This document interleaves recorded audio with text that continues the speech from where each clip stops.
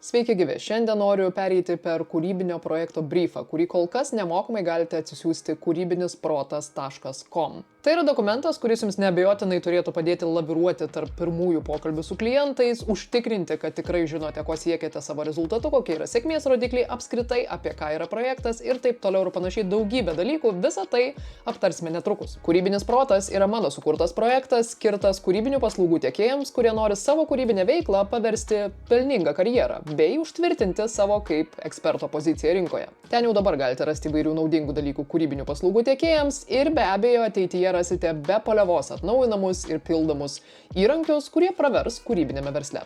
Taigi pradėkime nuo kūrybinio projekto briefo. Turime projekto pavadinimą, užsakovą, kontaktinį asmenį, su kuriuo bendradarbiavome, pavyzdžiui, įmonės kažkokios atžvilgių, kontaktinę informaciją visą ir taip toliau. Pirmajame langelyje nagrinėjame užsakovo informaciją ir tai nėra tik tai, kuo jie užsiema, kokias paslaugas ar prekes teikia ir taip toliau.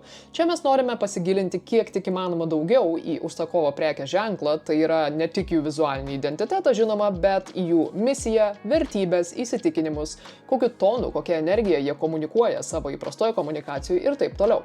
Aš asmeniškai mėgstu sakyti, kad kiekvienas prekės ženklas, jeigu gerai išvystytas, turi būti toks pat individualus kaip ir kiekvienas žmogus žemėje. Todėl šioje eilutėje jūsų tikslas būtų aprašyti, koks yra tas individualus ir pakankamai unikalus šio užsakovo prekės ženklo charakteris. Gali būti, kad visą šitą informaciją užsirašinėsite kažkur kitur ir po to sutrauksite į vieną gražią pastraipą ar eilutę, kas būtų išties profesionalu ir linkėčiau tai padaryti. Vėliau tai jums turėtų padėti ir su žinutės formavimu, nes turėsite aišku ir trumpą išsigryninimą, apie ką iš tiesų yra jūsų užsakovo prekės ženklas. Toliau turime langelį pavadinimu problema, taigi kokią problemą užsakovas siekia išspręsti mūsų kūrybinių paslaugų pagalba.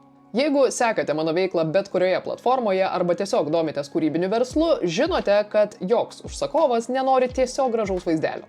Kai kalbame apie verslo klientus, jie visi be išimties perka ne video, ne foto, ne dizainą, ne dar kažką, o sprendimą savo problemai. Suprantu, kad problema gali skambėti negatyviai ir galbūt nėra visiškai aišku, kaip tą problemą atrasti, todėl galite į tai pažiūrėti dar kitaip. Tai yra apie pokyčio sukūrimą savo klientui nuo taško A iki taško B.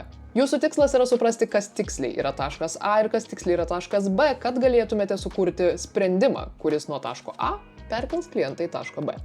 Toliau matome eilutę pagrindinis tikslas, tai yra koks pagrindinis užsakovo tikslas, kurį galime pasiekti mūsų paslaugų pagalba. Taigi, jeigu problema hipotetiškai galėtų būti kliento prekės ženklas nieko neišsiskiria iš konkurentų, pagrindinis tikslas, pavyzdžiui, galėtų būti užtikrinti, kad kliento prekės ženklas būtų numeris 1 ir pagrindinis asocijuojamas dalykas, kai yra kalbama apie X. Na ir kita eilutė, antriniai tikslai, būtų visi kiti papildomi tikslai, kurie būtų įmanomi pasiekti su jūsų paslaugų pagalba, vykdant jūsų sprendimą šito kliento problemai. Pati mažiausia eilutė yra palikta biudžetui, kur jūs galite nurodyti biudžetą arba nuo iki arba kažkokią konkrečią sumą. Visa tai priklauso nuo to, kaip iki šiol komunikavote su klientu, bet ta eilutė čia yra ne veltui, nes apie biudžetą reikia kalbėti pakankamai anksti. Tikiu, kad ne vienam iš jūsų gali kilti klausimas, kaipgi aš galiu žinoti biudžetą, jeigu aš dar nežinau, ką darysiu, tačiau apie tai mes ir kalbam ir kalbėsim nuolatos kūrybinisprotas.com, tad kviečiu užsiprenumeruoti naujienlaikraštį, gauti naujienas ir sužinoti, kaip formuoti kūrybinių paslaugų kainas. Na ir keliam toliau. Turime tikslinę auditoriją. Labai svarbus dalykas. Eilutė demografija yra iš esmės tai, ką dauguma įsivaizduoja, kai sako tikslinė auditorija, tai yra amžius, lytis, pajamų lygis, lokacija, išsilavinimas ir taip toliau ir panašiai.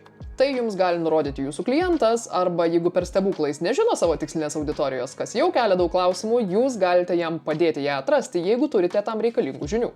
Tada keliaujame prie eilutės psichografija. Tai yra daug įdomesnis dalykas ir būtinas dalykas formuojant savo tikslinę auditoriją, tačiau ne visi klientai turi šitą nusimatę. Čia mes einame į tikslinės auditorijos individualumą ir kalbame apie jų vertybės, įpročius, elgesio, asmenybės modelius, įsitikinimus, ką jie veikia, kaip atrodo jų rutina ir taip toliau ir panašiai. Galima eiti labai detaliai. Tad jeigu jūsų klientas turi šią informaciją apie savo tikslinį klientą, nuostabu, jeigu ne, vėlgi, jeigu turite tos patirties, kuri būtų naudinga formuojant tokios auditorijos aprašymą, galite padėti savo klientui. Noriu pabrėžti, kad kai sakau, jeigu turite patirties ir galite padėti savo klientui, tai nėra kažkas, ką jūs turėtumėte daryti, jeigu įprastai to nedarote ir tai nėra kažkas, kame jūs iš tiesų turite ekspertizę. Tačiau jeigu jūsų paslaugų spektre yra marketingo įrankių ir jūs žinote, kaip iš tiesų reikia formuoti tokias auditorijas, kodėlgi to nepasiūlius kaip pridėtinės vertės. Na ir eilutėje skausmo taškai jūs turėtumėte išsirašyti, su kokiamis problemomis susiduria kliento tikslinė auditorija ir kaip kliento prekių ar paslaugų pagalba jas sprendžia jo tikslinė auditorija. Iš esmės tiesiog apjungus demografiją ir psichografiją trumpai aprašyti, kokie žmonės, kokiose situacijose ir kaip susiduria su nemaloniais kažkokiais pojūčiais, problemomis ir panašiai, ir kaip tas problemas realistiškai jūsų užsakovo paslauga ar prekė gali išspręsti. Eilutėje pagrindinė žinutė, kaip ir aprašyta, jūs turite nurodyti aiškiai ir trumpą pagrindinę žinutę, kurią norite perduoti savo paslaugų pagalba. Tai dažnai būna daug sunkiau negu skamba. Tokios eilutės užrašymas gali trukti ne 1 valandą ir ne 1 dieną. Šią eilutę jūs galite užsirašyti preliminariai ir ją gryninti, tobulinti per laiką dirbdami su projektu, kad jį pasiektų būtent jūsų kliento tikslinė auditorija, būtent jiems suprantama kalba. Toliau papildomos žinutės, tai yra kažkas, kas galbūt nėra prioritetiškai taip svarbu kaip pagrindinė žinutė, tačiau galėtų arba turėtų atsirasti jūsų projekte.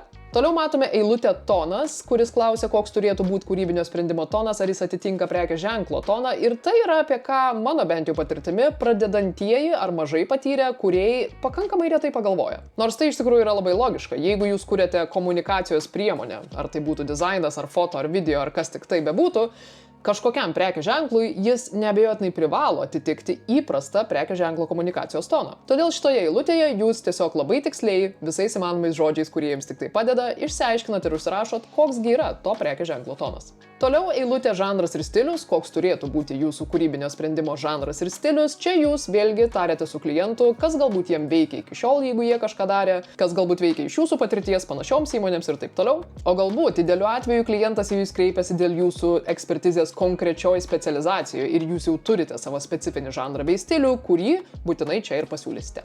Toliau matome eilutę užsakovo nuorodos, referencai, kūrybinio stiliaus, žanro, tono rekomendacijos, kas tik norit. Bent 5 pavyzdžiai, kuriuos klientas parodęs jums gali pasakyti, čia man patinka vienas, čia man patinka kitas, noriu kažko tokio, taip toliau, taip toliau, taip toliau. Iš tuos dalykus nebūtina atsižvelgti, tačiau kartais tai yra labai naudinga. Na ir žemiau matome užsakovo konkurentai ir jų turinio pavyzdžiai. Čia turėtų atsirasti bent 5 palyginimai, kaip savo komunikacijoje jūsų siūloma paslauga naudoja šio kliento konkurentai.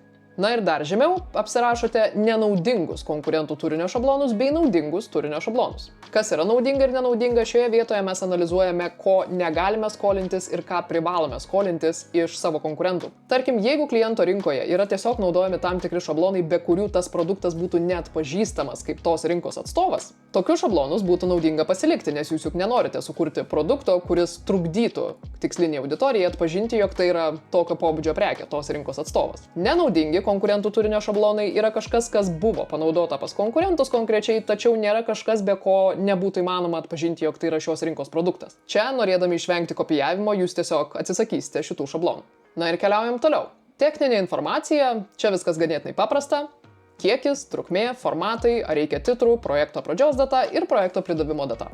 Galime keliauti toliau prie sėkmės rodiklių ir pirmoje eilutėje matome KPI. KPI iš esmės reiškia Key Performance Indicator, tai yra duomenys, kuriais jūs matuosite, ar jūsų projektas pasiekė sėkmę. Čia vėlgi galite žiūrėti taškas A ir B, kaip duomenys atrodė taške A ir kaip jie idealiai atrodytų taške B, kai tai būtų sėkmės atvejais. Kokie tie duomenys yra, ką reikėtų tikrinti ir taip toliau. Šių duomenų žinojimas yra absoliučiai neatskiriama dalis, jeigu norite bent jau neatmestinai atlikti darbą savo klientų. Šie duomenys yra pagrindinė priežastis, dėl ko jūs tiesiog negalite išleisti video ar fotoprodukto į orą ir tikėtis, kad jis kažką pakeis, jeigu nežinote, kokiais duomenimis matuojate savo projekto sėkmę. Žinodami, kokiais duomenimis matuojate savo projekto sėkmę, jūs galite priimti daug strategiškesnius sprendimus, kurie atves iki sėkmingų rodiklių. Todėl egzistuoja ir sekanti eilutė, tikslai ir laikotarpiai, kai jau žinome tuos KPI duomenis, pagal kuriuos matuosime projekto sėkmę, per kurį laiką ir kaip norime juos pakeisti. Tarkim, jeigu taške A duomenys yra X, norėčiau, kad taške B idealiu atveju jie būtų X plus 40 000 per 3 mėnesių laikotarpį. Na, bet kaip patys suprantat, KPI pasiekimas nepriklauso vien tik tai nuo jūsų pastangų, jūs galite sukurti idealų kūrybinį sprendimą, tačiau jeigu jo niekas nepamatys arba nepamatys kliento tikslinė auditorija, jis nesukurs jokio pokyčio. Todėl mes turime sekančią eilutę sklaidos ir reklamos priemonės, kokiais būdais užsakovas užtikrins, kad kūrybinis sprendimas pasiektų jo tikslinę auditoriją. Ir čia mes labai aiškiai įsiamžiname, ką klientas ar kliento įmonė padarys, kad šitas sprendimas, kai jau bus paruoštas taip, kaip reikia ir tiek, kiek reikia, pasieks auditoriją, kiek į tai bus investuota, kur tai bus rodoma ir taip toliau ir panašiai. Turėdami visus šitos duomenys, jūs galite dar geriau vertinti, ko reikia ir kaip dažnai reikia, kad tikslai būtų pasiekti. Na ir pačiam gale turime papildomų užrašų lentelę, nes kodėlgi ne, ir call to actionas, jeigu ką, visada žinot, kur rasti daugiau tokios informacijos. Tikiuosi padėjau tiems, kurie nebuvo tikri, kaip naudotis šiuo briefu. Jį vis dar nemokamai galite rasti kūrybinisprotas.com. Pradėkite savo pokalbį su klientu užtikrintai ir nepraleiskite nė vienos detalės. Iki kito karto.